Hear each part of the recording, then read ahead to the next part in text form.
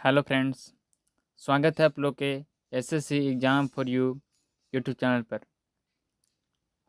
आज के सेशन में हम लोग रेलवे एनटीपीसी सीबीटी 1 के लिए जो है 2021 का टीसीएस पीवाईक्यू सीरीज स्टार्ट किए थे।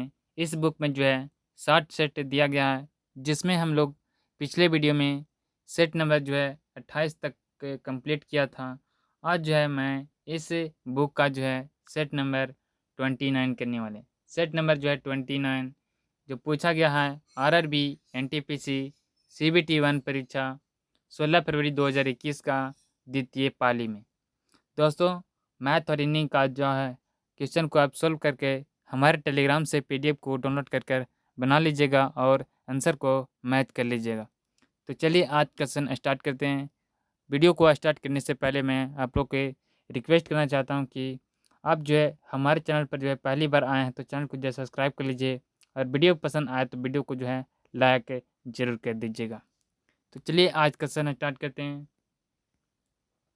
पहला प्रश्न है, निम्नलिखित में से कौन सा शास्त्रीय नृत्य अपने वर्तमान रूप में मुगल परंपरा से प्रभावित है?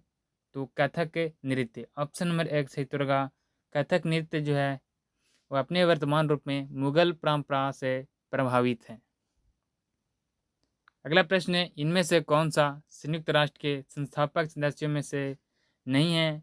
तो इनमें से जो है वो जर्मनी जो है वो संयुक्त राष्ट्र के संस्थापक सदस्यों में से नहीं है। ऑप्शन नंबर 2 करेक्ट आंसर होगा जर्मनी। अगला प्रश्न है, डॉट डॉट को पहली बार किसी भारतीय मुख्यमंत्री ने स्वतंत्रता दिवस पर राष्ट्रीय ध्वज फहराया था? ये फहराया गया था 15 अगस्त 1974 ईस्वी को। पहली बार जो है भारतीय मुख्यमंत्री ने स्वतंत्रता दिवस पर राष्ट्रीय ध्वज को फहराया गया था। ऑप्शन नंबर 4 से उत्तर होगा 15 अगस्त 1974 ईस्वी। अगला प्रश्न है, जीएसटी फ्रेमवर्क के संदर्भ में एसजीएसटी का पूर्ण रूप क्या है? तो एसजीएसटी का जो है पूर्ण रूप वो होता है state goods and service tax. State goods and service tax. Option number 1 से उत्तर होगा जीएसटी का फुल फॉर्म। अगला प्रश्न है, प्रकाश को प्रिज्म से गुजार कर स्पेक्ट्रम प्राप्त करने वाले पहले व्यक्ति कौन थे? तो पहले व्यक्ति थे आइजक न्यूटन साहब। ऑप्शन नंबर 4 से उत्तर होगा आइजक न्यूटन। अगला प्रश्न, निम्नलिखित में से कौन सा भारतीय रिजर्व बैंक की मौद्रिक नीति का एक अंग नहीं है? तो वो है जीएसटी यानी कि वस्तु एवं सेवा कर। ऑप्शन नंबर 1 से होगा वस्तु एवं सेवा कर। अगला प्रश्न, निम्नलिखित में से कौन सी दुनिया की सबसे ऊंची प्रतिमा है? तो दुनिया की जो है सबसे ऊंची प्रतिमा है भारत स्थित statue of unity. Option number 4 से होगा भारत स्थित स्टैचू ऑफ यूनिटी जो है वो दुनिया की सबसे ऊंची प्रतिमा है।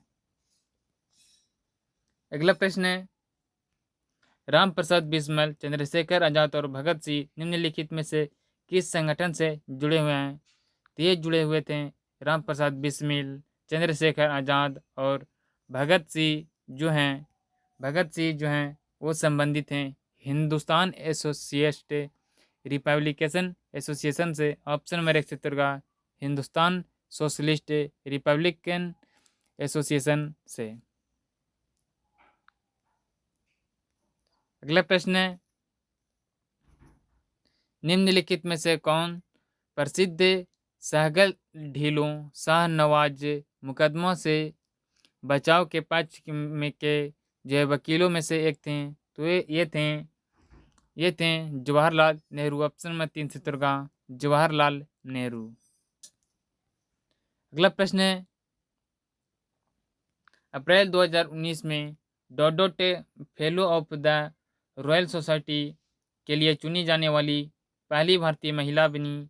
तो वो बनी थी डॉक्टर गगनदीप कंग। डॉक्टर गगनदीप कंग जो है अप्रैल 2019 ईस्वी को fellow of the royal society के लिए चुनी जाने वाली पहली भारतीय महिला थी।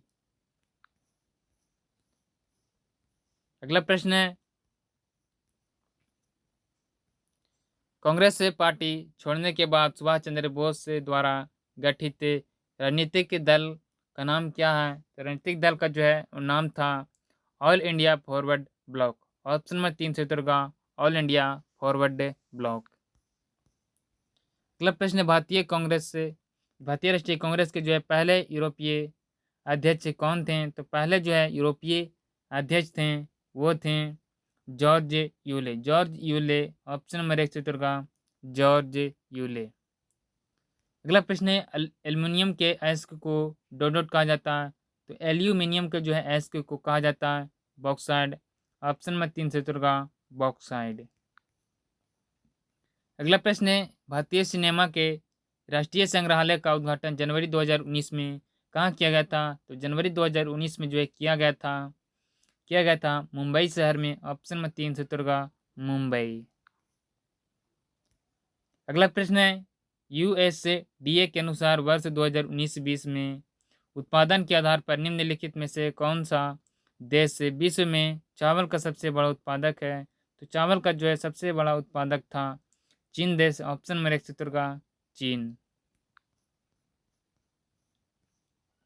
अगला प्रश्न दिसंबर 2020 तक प्राप्त जानकारी के अनुसार भारतीय पुरुष फुटबॉल टीम के कोच कौन हैं? तो दिसंबर 2020 तक जो है भारतीय पुरुष फुटबॉल टीम के जो है कोच थे इगोर एस्टिमैक। ऑप्शन नंबर 2 से उत्तर होगा। अगला प्रश्न है मानव आंख में मौजूद डोडोट अंडाकार स्थान सर्वोत्तम दृष्टि क्षेत्र होता है। तो मानव आंख में जो है मौजूद पीला अंडाकार स्थान जो है सर्वोत्तम दृष्टि क्षेत्र होता है। ऑप्शन नंबर 2 से उत्तर होगा पीला। अगला प्रश्न है ईमेल पते india@solu.edu में इंडिया जो है फिलिंग द ब्लैंक्स है। तो इंडिया जो है वो है यूजर नेम। ऑप्शन नंबर 1 से उत्तर होगा यूजर नेम। अगला प्रश्न है निम्न में से किस भारतीय प्रौद्योगिकी संस्थान को सबसे पहले स्थापित किया गया था? तो सबसे पहले स्थापित किया गया था आईआईटी खड़गपुर को। ऑप्शन नंबर 4 करेक्ट आंसर होगा। अगला प्रश्न है मई 2018 में भारत सरकार ने देश में जैव ईंधनों को बढ़ावा देने के लिए राष्ट्रीय जैव ईंधन नीति को मंजूरी दी। इनमें से किस भारतीय राज्य ने इस नीति का सर्वप्रथम लागू किया था? तो इस नीति का जो है सर्वप्रथम लागू किया था राजस्थान राज्य ने। ऑप्शन नंबर 1 से उत्तर होगा राजस्थान राज्य। अगला प्रश्न है सबरीमाला श्री अयप्पा मंदिर किस राज्य में स्थित है? तो ये स्थित है केरल राज्य में सबरीमाला श्री अयप्पा मंदिर। ऑप्शन नंबर 3 से उत्तर होगा केरल। अगला प्रश्न है निम्नलिखित में से किस विकल्प में प्रदर्शित नाभिकीय शक्ति षड्यंत्र एवं उनके राज्य का युग में सुमेलित नहीं है?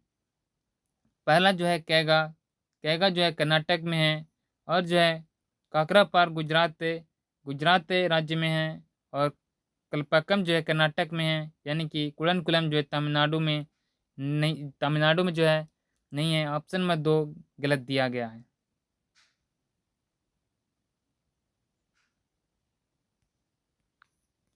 अगला प्रश्न है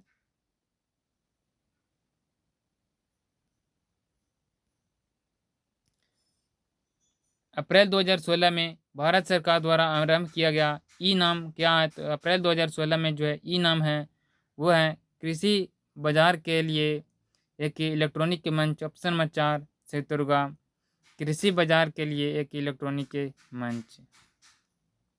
अगला प्रश्न इनमें से कौन सा राष्ट्रीय जलमार्ग दक्षिण भारत में कोरोमंडल तट से सटा हुआ था और कृष्णा और गोदावरी नदी के कुछ हिस्सों से होकर गुजरता था? तो वो है राष्ट्रीय जल मार्ग 4। ऑप्शन नंबर 4 से उत्तर होगा राष्ट्रीय जल मार्ग 4। अगला प्रश्न है आम का वैज्ञानिक नाम क्या है? तो आम का जो है वैज्ञानिक नाम होता है Mangifera indica. Option number 3 correct answer होगा मैंजीफेरा इंडिका। अगला प्रश्न है वह प्रोग्राम जो आपके कंप्यूटर पर पृष्ठभूमि से चलता है और आपकी ब्राउजिंग आदतों की जानकारी आपके कंप्यूटर पर प्रोग्राम इंस्टॉल करने वाली कंपनी को भेजता रहता है उसे इनमें से किसके रूप में परिभाषित किया जाता है? तो उसको जो है परिभाषित किया जाता है स्पाई वेयर के नाम से। ऑप्शन नंबर 4 सही उत्तर होगा। अगला प्रश्न, भारतीय संविधान के किस संशोधन द्वारा संपत्ति के अधिकार को मौलिक अधिकारों की सूची से हटा दिया गया था? ये हटाया गया था 44वां संविधान संशोधन के तहत। ऑप्शन नंबर 1 सही होगा 44वां संविधान संशोधन। अगला प्रश्न है, क्विनिन मलेरिया एक आम दवा है जो डॉट ब्रिज की छाल से प्राप्त की जाती है। तो ये जो है प्राप्त किया जाता है कुनैन ब्रिज से। ऑप्शन नंबर 2 सही होगा कुनैन। अगला प्रश्न है, भारतीय राष्ट्रीय कांग्रेस द्वारा पूर्ण स्वराज्य अर्थात ब्रिटिश राज्य से पूर्ण स्वतंत्रता की घोषणा कब की गई थी? तो पूर्ण स्वतंत्रता की घोषणा जो है किया गया था 26 जनवरी 1930 ईस्वी को। ऑप्शन नंबर 4 करेक्ट आंसर होगा 26 जनवरी 1930। अगला प्रश्न है,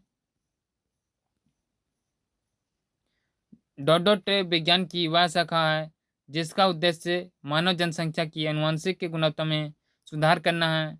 तो वो है यूजेनिक्स विज्ञान की वह शाखा है जिसका उद्देश्य जो है मानव जनसंख्या की आनुवंशिक गुणवत्ता में सुधार करना है। ऑप्शन नंबर 3 सही उत्तर होगा। अगला प्रश्न, कैलाश पर्वत निम्नलिखित में से किस क्षेत्र में स्थित है? तो कैलाश पर्वत जो है वो तिब्बत में स्थित है। ऑप्शन नंबर 4 सही उत्तर होगा तिब्बत। अगला प्रश्न है, इनमें से कौन सा भारतीय अनुसंधान स्टेशन अंटार्कटिका में नहीं है? तो अंटार्कटिका में जो है वो नहीं है, हिमालय। ऑप्शन नंबर 2 सही उत्तर होगा हिमालय। अगला प्रश्न, निम्नलिखित में से कौन सा निकाय ब्रेटन वुड्स संस्थान नहीं है? तो ब्रेटन वुड्स संस्थान जो है वो नहीं है, संयुक्त राष्ट्र। ऑप्शन नंबर 1 सही उत्तर होगा संयुक्त राष्ट्र। अगला प्रश्न है, वीवीपैट एक ऐसी मशीन है जिसका उपयोग भारतीय चुनावों में किया जाता है ताकि यह सुनिश्चित किया जा सके कि नागरिकों का मत सही तरीके से डाला गया है। वीवीपैट का पूर्ण रूप क्या है? तो वीवीपैट का जो है फुल फॉर्म होता है वोटर वेरीफाइबल वोटर जो है verifiable paper audit trail. Option number 4 सही उत्तर होगा वीवीपैट का फुल फॉर्म। अगला प्रश्न, निम्नलिखित में से कौन सा सॉफ्टवेयर एप्लीकेशन माइक्रोसॉफ्ट ऑफिस का हिस्सा नहीं है? तो एक्रोबैट रीडर जो है माइक्रोसॉफ्ट ऑफिस का हिस्सा नहीं है। ऑप्शन नंबर 3 सही उत्तर होगा एक्रोबैट रीडर। अगला प्रश्न, शीतकालीन ओलंपिक के 2022 का आयोजन जो है इनमें से किस शहर में किया जाना निर्धारित किया गया है? तो निर्धारित किया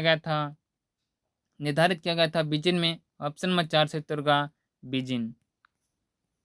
अगला प्रश्न, निम्नलिखित में से कौन सा भारत का सबसे बड़ा वाणिज्यिक बैंक है? तो भारत का जो है सबसे बड़ा वाणिज्यिक बैंक है वो है भारतीय स्टेट बैंक के। ऑप्शन नंबर 1 सही उत्तर होगा भारतीय स्टेट बैंक। अगला प्रश्न, पिघली हुई मैग्मा से बनने वाली चट्टानों को डॉट कहा जाता है। तो पिघली हुई मैग्मा से बनने वाली चट्टानों को कहा जाता है अग्नेय चट्टान। ऑप्शन नंबर 4 सही उत्तर होगा अग्नेय चट्टान। अगला प्रश्न, 2011 की जनगणना के अनुसार इनमें से किस राज्य में सर्वाधिक आदिवासी निवास करती है? तो सर्वाधिक जो है आदिवासी निवास करती है मध्य प्रदेश में। ऑप्शन नंबर 2 सही उत्तर होगा मध्य प्रदेश। अगला प्रश्न है, भारतीय संविधान के अनुसार यदि संसद के किसी भी सदन का कोई सदस्य सदन की अनुपस्थिति में बिना डॉट की दिन की अवधि तक के सभी बैठकों में अनुपस्थित रहता है तो सदन उसकी सीट को रिक्त घोषित कर सकता है। तो कौन सा दिन है? वो दिन है 60 दिन तक अवधि तक। ऑप्शन नंबर 1 सही होगा 60 दिनों की अवधि तक। तो मैंने इस वीडियो में जो है RRB NTPC का प्रीवियस ईयर क्वेश्चन किए जो पूछा गया था 16 फरवरी 2021 का द्वितीय पाली में। तो वीडियो पसंद आए तो वीडियो को जो है लाइक कर दीजिए। मिलते हैं अगले वीडियो के साथ। जय हिंद।